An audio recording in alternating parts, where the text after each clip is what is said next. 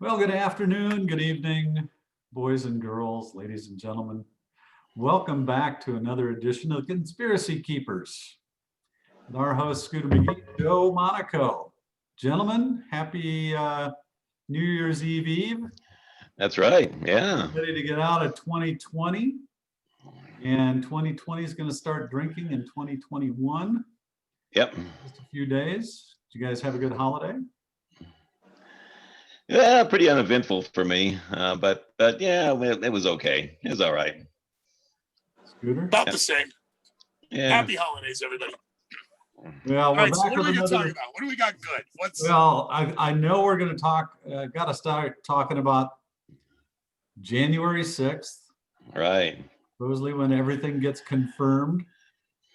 And Joe, off the air, you were talking about the selection, not the election. Right. Right.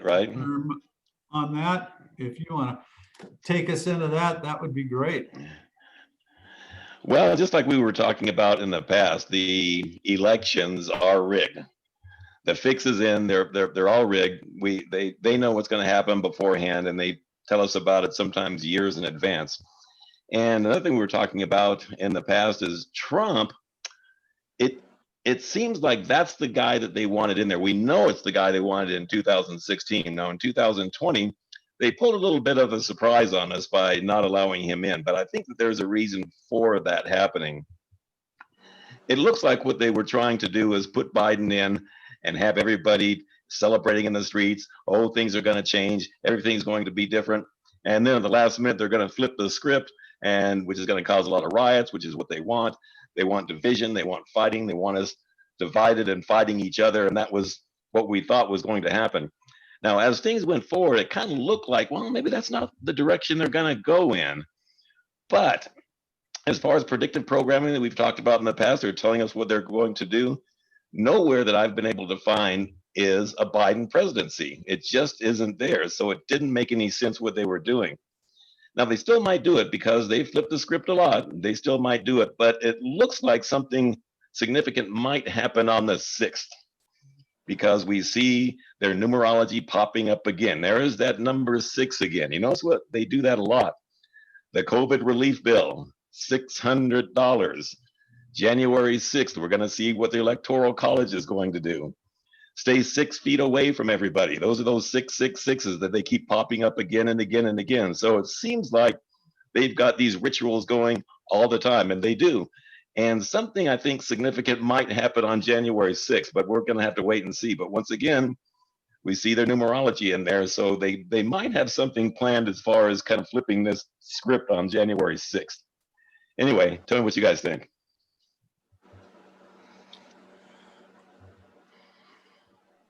Joe, I want to choose my words carefully because I agree with you that January 6th is another date that is going to be key, but has been through this whole narrative because it wasn't from either side before the election. We're not going to know the night of. It could take months, yada, yada, yada. Well, as I pointed out before, and I don't know the shows, and I don't know if we have show notes or any of that, but this ain't over. Yeah, right. The current Congress is still in session and was caught with that horrid, omnibus COVID relief package filled with hundreds of millions of dollars for other countries and not for Americans. And the politics aside of that, we still have the conclusion of this Congress, which my memory says it's literally 11:59:59 on the 3rd of January. Then there's something on the 4th. The 6th is the Electoral College, but that still leaves the 20th. I think the 6th is the kick the can down the road to whatever the next event is they need. Are they going to get 10 million people in Washington, D.C.? No. But it's going to be optically difficult for the media not show that, where every street you look, is lined with thousands and tens of thousands and hundreds of thousands of people. It is a recipe for disaster when it comes to things like people who are traveling across the country who are going to go to a peaceful protest but are going to be armed and are in Washington, D.C. versus Virginia, Baltimore, Maryland, the Beltway states that encompass D.C. because the gun laws are all different. So there could suddenly be a lot of stupid arrests, and now, but now you've got protesters. Oh, the Proud Boys, and the Proud Boys aren't going to be dressed the way they are. They might dress up like Antifa and go, what? Who's? Oh, that's CNN. Okay. I think I agree everything with Joe, but not that the 6th is it.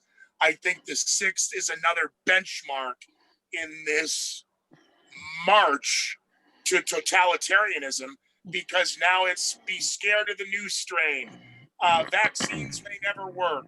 The war on COVID could last for decades. You mean like the war on terror, the war on poverty, the war on drugs, the war on education? Never-ending wars. That's what government wants, because it controls us. It enslaves us. Yeah, that's exactly right. Yeah. Now, I agree. I don't think necessarily they're going to overturn it on the 6th, but keep in mind what these people do. They're into rituals, and they do a lot of things behind the scenes. So they're doing some kind of satanic ritual on the 6th to, like you said, kick things off. So yeah, I think that's where they're going with this. Why I agree with you that the playbook doesn't suggest this. So we've got to go by the playbook they know. And in Washington, D.C., with all of that, is it Gothic architecture? But the scaling, just the streets and the occultism of the streets, lining those people on certain days and channeling that negative energy. Whether we believe this works or not, they do. And they draw upon it, they feed upon it. And for all we know, somewhere in their playbook, for lack of a better word, boy, if we can get 10 million or so people down here and get them all fighting, boy, that really helps us. Helps who? The banks, the governments, the police, the entire infrastructure that controls, which is rather small comparative to people who are clerks, waiters, busboys, restaurateurs, bartenders, servers, retail, mechanics, carpenters, plumbers. That's who makes up the vast society. That's who they're trying to control. Those people look at the media and hope to be told what to do to just do the right thing, while the agitators, the candy makers, and the Quaker bakers are stirring this barrel of discontent, hoping enough. George Floyd was a long time coming. The pot was simmering. It had the broth. All they had to do was throw in some mixed vegetables and a little bit of meat, and wham, you got soup. Yeah, and what's funny is like you don't hear anything about this trial or what's going on with the George Floyd. I mean, what's going on with this? It's just kind of like they just forgot about it, moved on to something else. And what's even more sad and scary is the public has forgot about it. It's just like, wait a minute, that they never tied up the loose ends to this. What's going on? Is the policeman going to be charged? Do we see any video of him going into the courtroom with a orange jumpsuit and handcuffs? No, we don't. Nothing. I mean, nobody's even asking questions. Hey, what's up with his trial? Isn't he going to be on trial? No. They keep it on the back burner until they need it to simmer, and it's their choice whether it comes to a boil and rolls over, or if not. It's not the people deciding. It's the powers that be pushing the buttons, pushing the social matrix, and forcing people to comply in a manner they will. Say her name! Okay, I will. What the hell's wrong with you? That's not this country. Well, it is now. Yeah, no, you're right, but it is now. Remember, this is the reset is the new world order, and that's what they're putting us in right now. It's like we've talked about before. It's like boiling the frog. You just turn it up gradually, and he doesn't even notice, and that's what they're doing to us. And people aren't even aware that their rights are being taken away. And Oh, the They're even frog, supporting the people that are doing it. Joe, the pot is boiling. The frog Oh is yeah. dead. Yeah. I'm afraid the cement has dried.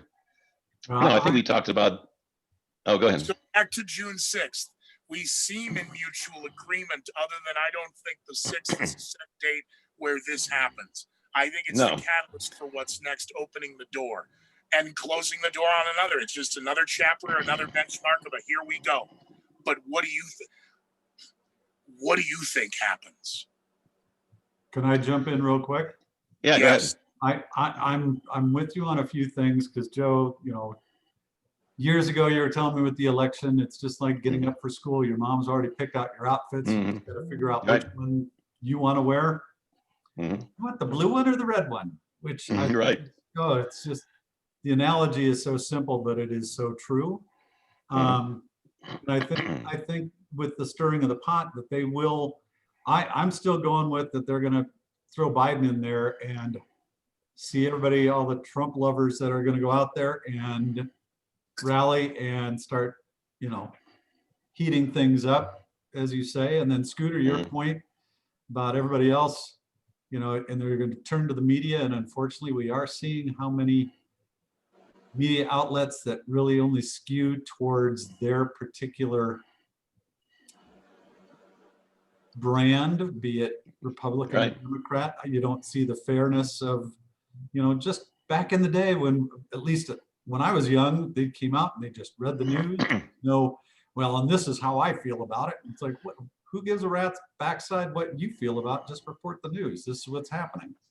Instead of putting their own slant. So I can definitely see all of that coming to be, which scares the living bejesus out of me, even, my age. We're at about 3 minutes. Joe, you want to continue on what you were talking about, and then we'll take a break? Yeah, just getting back to your point on the media, what people have to realize is they don't operate independently as well. For instance, CNN has the illusion that they're going for the Democrats. Fox News has the illusion that they're going for the Republicans, and those are the people they support. You really when in fact, they're on Fox side? Well, yeah. When in fact, they're owned by the same corporations. So they're playing both ends against the middle, just like they always do. We have the people at the top that control both sides. All the stations are controlled by 6 corporations, basically. Oh, there's that number 6 again. So that's what we're seeing right now. I think people think, oh, if I'm a conservative, I need to watch Fox, blah blah blah. It's like no, they're playing you. They're playing both ends against the middle, like they always do. They just pit us against each other, and that's how they divide and conquer, and that's their game. And people, once they understand that game, then they can kind of understand how the world really works. And this had been going on, and the temperature had been taken by the viewership. I said ship. Was that was a reflex because I almost said Damon. Obama gets in, creates the Tea Party. Tea Party aside, they consumed a particular type of media. And the powers that be that Joe's talking about learned that. So much so that by 2018, for 2020, the writing was on the wall. So you have things like Newsmax, OAN, all these new, we're just going to give you the news tonight at 8. And then it's the same regurgitation. But no, because who owns you? Where'd you go to school? Where did you come from? You came up through the system. You're part of the system. You're just not to degrade pigs and Sarah Palin and Trump, and you're putting lipstick on a pig. You're polishing a turd. America and the world no longer trusts its media, whether it's government controlled or not, because as Joe pointed out, it's controlled by a very select few, giving you the illusion of so many choices of where you could get your news. Right.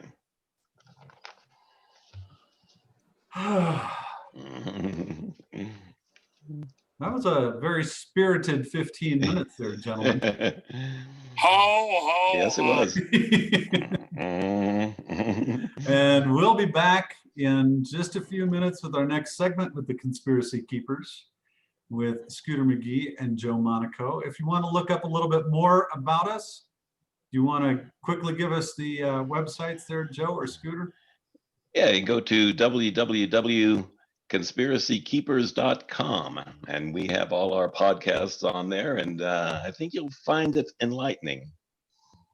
Perfect. Backlash. Yes, sir. Hi. We're still taping, by the way. Yeah, I know. That's why I'm going to say this now. Hey, and it's the Conspiracy Keepers. I'm Backlash LaRue with Joe Monaco, and then I'm last. Let's make sure that's on record. Okay. I will. And by the way, just before I stop record, say hi to Heidi.